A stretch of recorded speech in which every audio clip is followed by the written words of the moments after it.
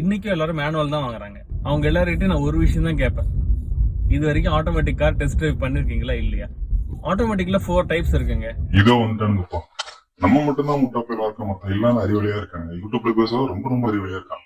ஒரு கொஞ்சம் மிச்சம் எல்லாமே கொஞ்சம் அறிவு கம்மி தான். நல்லா பேசுறவங்க கொஞ்சம் அறிவு கம்மி தான். நம்ம இருக்கிறது நம்ம பேசுறவங்க அறிவு தான்.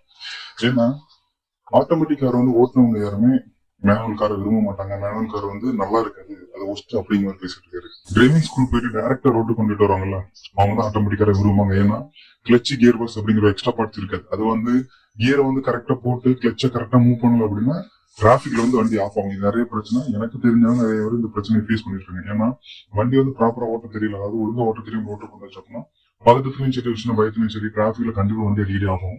இது வந்து வண்டியை ஒழுங்கா ஓட்ட தெரியாதவங்க ஒரு மிகப்பெரிய பிரச்சனை. அதனால ஆட்டோமேட்டிக்கா இருக்கவங்க போறது, அதை விட்டுட்டு வண்டியை நல்லா ஓட்ட தெரிஞ்சு யாருமே ஆட்டோமேட்டிக்கா விரும்ப மாட்டாங்க. அந்த வீடியோல பேசுறவங்க வந்து